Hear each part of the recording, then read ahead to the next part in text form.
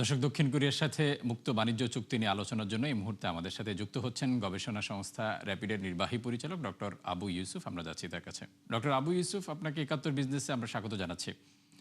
শুরুতেই আমরা জি, ধন্যবাদ। আপনার পর্যবেক্ষণটা জানতে চাই যে দক্ষিণ কোরিয়ার সাথে যে মুক্ত বাণিজ্য চুক্তি হচ্ছে সেই বিষয়ে আপনার পর্যবেক্ষণ কি, সেটি জানতে চাই।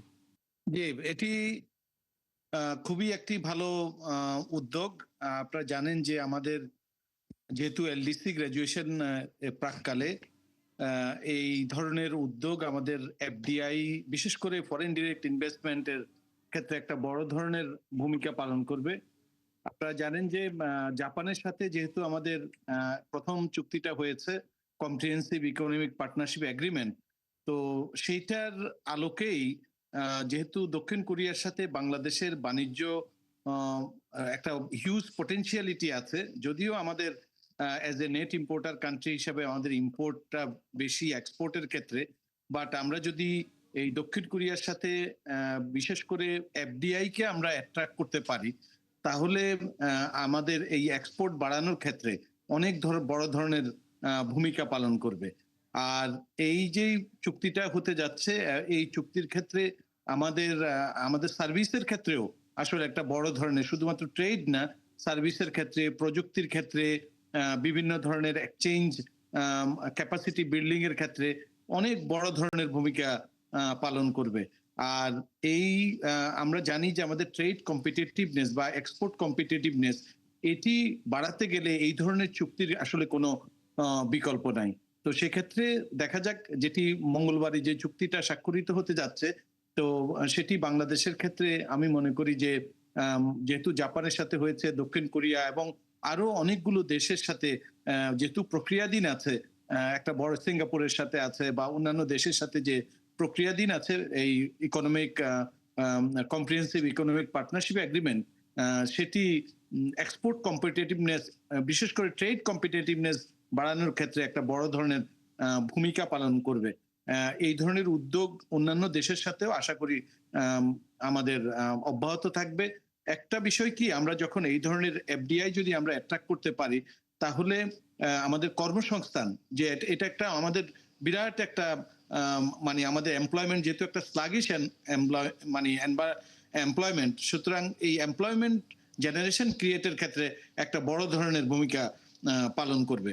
তো আশা করছি আমরা উইন উইন সিচুয়েশন, যেখানে বাংলাদেশ এবং দক্ষিণ কোরিয়া উভয় দেশই এখানে, যেটা ট্রেড, যেহেতু আমরা জানি যে trade makes everyone better off, সেই ক্ষেত্রে একটা বড় ধরনের মাইলস্টোন হিসেবে কাজ করবে।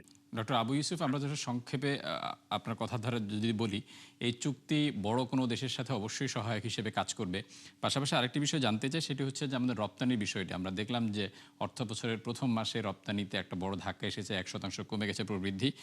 এখন দীর্ঘদিন ধরে তীব্র গ্যাস সংকট চলছে, সেটি সামনের দিনে রপ্তানিতে আরও বড় ধরনের প্রভাব ফেলবে কিনা?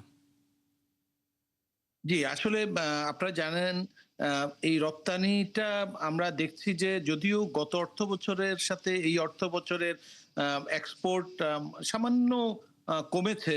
বাট আমরা যদি আ একটু অর্থ বছর থেকে অর্থ বছর তুলনা করি, কিন্তু আমরা যদি গত ৬ মাস বা প্রান্তিকের হিসাবে তুলনা করি, আমাদের বিভিন্ন ক্ষেত্রেই আ রপ্তানিটা একটু নেতিবাচক প্রবণতা দেখা যাচ্ছে। একটা তো বৈশ্বিক, আপনারা জানেন যে বিভিন্ন কারণে আমাদের কস্ট অফ ডুইং বিজনেসও বেড়ে গেছে। প্লাস বৈশ্বিক প্রেক্ষাপটেই চাহিদাও কিন্তু কমে গেছে। বাট এই এক্সপোর্টটাকে যাতে আবার আমরা আম বাড়াতে পারি, বিভিন্ন যে এক্সপোর্ট অর্ডার গুলো আছে, সেই এক্সপোর্ট অর্ডার গুলো বিশেষ করে আমাদের ইইউ মার্কেট এবং ইউএস মার্কেটে সেটা যাতে আমরা যাতে আবার পুনরুদ্ধার করতে পারি, সেই জন্য যেই আপনারা জানেন বাংলাদেশ ব্যাংক একটা ৬০,০০০ কোটি টাকার একটা প্রণোদনা প্যাকেজ ঘোষণা করেছে এবং চেষ্টা করছে যে এবারের বাজেটের মধ্যেও কিন্তু যাতে কস্ট অফ ডুইং বিজনেস কমে আসে। পাশাপাশি বিভিন্ন ধরনের ছাড়ও দেয়া হয়েছে।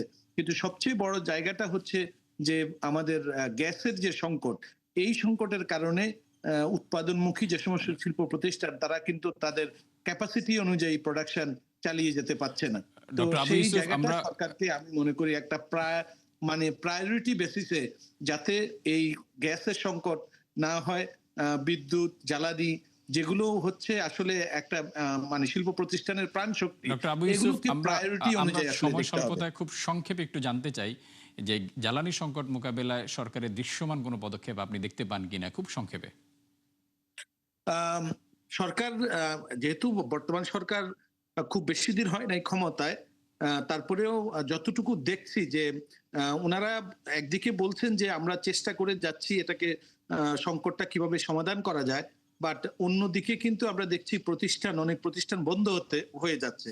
তো বাস্তবতার নিরিখে আমরা এটা বাস্তবতা দেখতে চাই যে সরকার যেটি কি বলছে সেটা যাতে বাস্তবায়ন হয় এবং শিল্প প্রতিষ্ঠান যেগুলো গ্যাসের সংকটের কারণে বা বিদ্যুৎ, জ্বালানি, এগুলো তো খুবই ইম্পর্টেন্ট বিষয়। তো সেটার কারণে যাতে দৃশ্যমান একটা তো অ্যাক্সেস টু ফাইন্যান্স, সেটা বাংলাদেশ ব্যাংক দেখছে।